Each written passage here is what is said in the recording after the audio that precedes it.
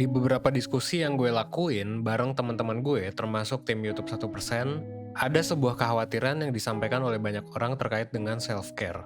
Yaitu harga yang cukup mahal, mungkin yang diasumsikan harus dibayar untuk ngelakuin yang namanya self-care.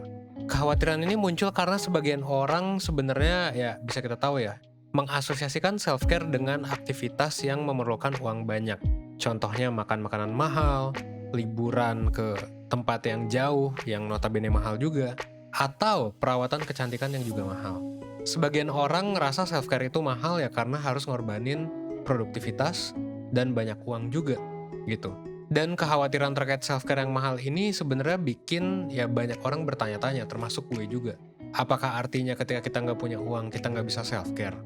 Nah, kekhawatiran dan pertanyaan-pertanyaan tentang self-care tadi ngedorong gue buat ngebaca berbagai penelitian dan pendapat ahli terkait self-care yang rangkumannya bakal gue bahas di video ini, biar lo paham tentang gimana caranya self-care tanpa perlu keluar uang banyak dan gimana caranya biar lo bisa tetap produktif dan yang terpenting ya bisa bahagia juga, gitu.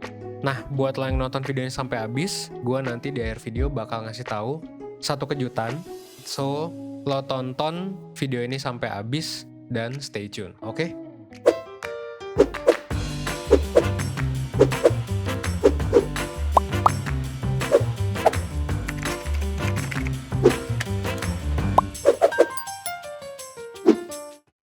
Kayak yang udah sering dibahas di video-video 1% sebelumnya, dalam hidup tuh kita memang nggak bisa sepenuhnya bebas dari berbagai tekanan mental atau stres gitu. Apalagi buat lo yang udah melewati usia 20-an. Mungkin lo sering ngerasa hidup gue kok makin berat aja ya setelah gue ngedapetin KTP misalnya. Nah, buat mengatasi stres yang dirasain, salah satu cara yang bisa kita lakuin adalah sebenarnya dengan self-care gitu.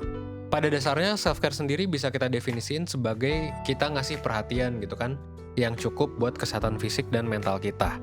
Jadi aktivitas sehari-hari kayak mandi 2 kali sehari gitu ya, dan makan 3 kali sehari, dan tidur 7-9 jam sebenarnya ya udah termasuk ke dalam self-care gitu. Walaupun ya itu salah satu yang paling dasar. Tapi ingat aja bahwa ketika kita melakukan self-care, kita harus benar-benar memenuhi kebutuhan fisik dan mental kita. Artinya, kalau aktivitas sehari-hari tadi gak cukup buat bikin lo ngerasa sehat secara fisik dan mental, ada usaha lebih yang perlu lo lakuin. Mungkin lo butuh perawatan tubuh ekstra, mungkin lo butuh istirahat yang ekstra, atau butuh makan enak, atau liburan gitu. Nah, sampai di sini mungkin kesannya kayak self-care ini kok kesannya egois ya? Well, nggak juga sebenarnya kalau misalnya kita tinjau dari perspektif self-compassion. Kalau menurut salah satu ahli paling terkenal di bidang self-compassion, yang dimaksud dengan self-compassion adalah menyadari dan menerima aspek positif maupun aspek negatif di dalam diri kita. Dalam perspektif ini, yang namanya manusia itu ya emang nggak bisa sempurna. Kayak ya oke dan keren banget sih kalau kita tiap hari bisa terus-terusan makan salad dan olahraga. Tapi kalau terus-terusan ngelakuin kedua hal ini malah bikin kita jadi stres, ya mungkin ya gak ada salahnya juga kalau sesekali kita makan yang mungkin gak sesehat itu dan ya lebih lama rebahan misalnya dari kebiasaan kita biasanya. Sama juga nih sebaliknya, kalau terus-terusan rebahan terus di rumah gitu ya, sampai kerjaan atau tugas terbengkalai dan itu bikin kita jadi stres, ya hitungannya bukan self-care juga, karena itu cuma nyusahin diri kita sendiri. Kesimpulannya adalah kita perlu nemuin titik yang seimbang dalam ngelakuin self-care.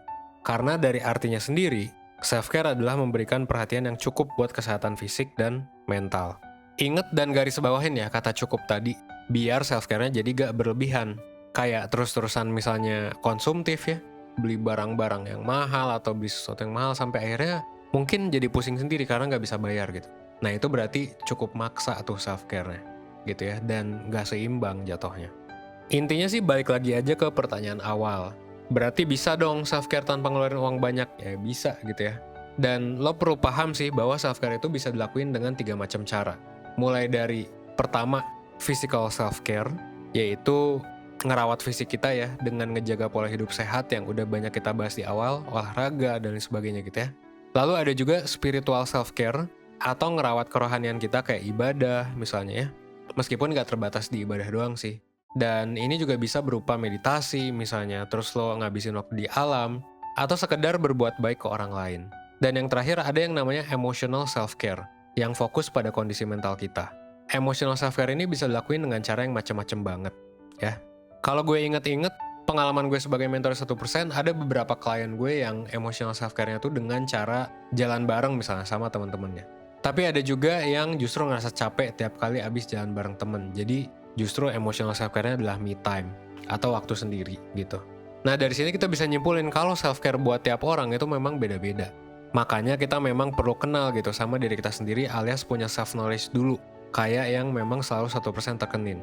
Kenapa? Biar kita tahu self-care yang kayak gimana yang paling cocok buat kita. Kalau udah kenal banget sama diri sendiri ya gak menutup kemungkinan kita bakal bisa ngelakuin self-care dengan biaya 0 gitu. Karena kita udah tahu, meskipun gak ada duit kita bisa ngapain.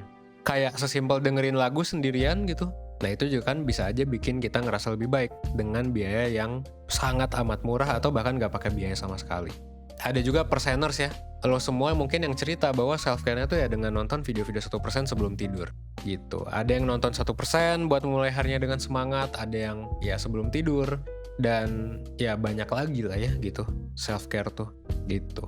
Nah jadi sebenarnya bisa ya self-care tanpa perlu keluar uang banyak dan ya tetap produktif dan yang terpenting bahagia juga gitu. Dan yang paling penting adalah jangan lupa untuk kenal sama diri sendiri sih. Kalau dari perspektif self-compassion tadi ya kita perlu paham dulu kan, apa aspek positif dan negatif buat bisa sayang sama diri sendiri. Dan di mana sih kita sebenarnya bisa ngebatasin self-care ini di titik yang seimbang, yang cukup gitu. Nah saran gue, untuk belajar lebih banyak tentang self-care, gue saranin lo untuk ikut webinar sih gitu. Webinar 1% yang bakal ngomongin soal gimana caranya mencintai dan menghargai diri sendiri, yang bakal diadain di tanggal 14 Februari. Karena ya materi ini kan ya sebenarnya nggak pernah kan kita pelajari di sekolah gitu. That's why ya 1% ada, supaya lo bisa belajar nih tentang berbagai macam hal penting yang mungkin nggak pernah lo pelajari di sekolah. Di webinar ini lo bisa dapet tuh materi dan diskusi langsung bareng psikolog dan mentor 1%, ada Kak Dila, ada juga Mahari. Nah di webinar ini lo bakal tahu ya tentang science-nya dari itu ya self-love, self-care, dan ya kalau misalnya lo ngerasa ada masalah lo bisa tahu gitu sih. Sebenarnya lo tuh bermasalahnya di mana gitu, dan lo mesti ngapain dalam mengatasi masalah itu. Dan di webinarnya juga lo bakal dapat psikotes, jadi lo bakal paham sebenarnya sama diri lo sendiri, gimana caranya buat menghargai dan buat lebih cinta sama diri lo sendiri. Terus di akhir sesi juga lo bakal dapat worksheet alias lembar kerja buat ngebantu lo perlahan-lahan untuk menumbuhkan ya self-love dan self-care tadi dengan benar gitu. Dan jangan khawatir juga karena ya nanti lo bisa tanya jawab, lo bisa gabung ke grup chat Telegram 1% bareng perseners lain gitu ya. Dan lo juga bisa lihat sih, kalau misalnya lo ragu, lo bisa cek testimoni teman-teman perseners soal webinar kita. Lo cek aja di bawah ini ya. Nah kalau lo daftar webinar sekarang, lo bisa dapat promo early bird ya, yang bikin harga webinarnya cuma jadi 100.000 aja, yang awalnya 150.000. Buat info lengkapnya, cek aja langsung description box atau langsung cek aja 1%.net. Nah, buat lo yang nonton sampai selesai, selamat. Lo bisa dapat diskon nih sebesar 25% kalau misalnya lo masukin kode promo di layar ini sebelum check out. Jadi jangan lupa buat dipakai. Dan mungkin terakhir, sekian video dari gue. Semoga video kali ini bisa ngebantu lo dalam hal self-care dan bisa ngebantu lo untuk belajar dan berkembang seenggaknya 1% setiap harinya. Oke, mungkin akhir kata gue Evan dari 1%. Thanks.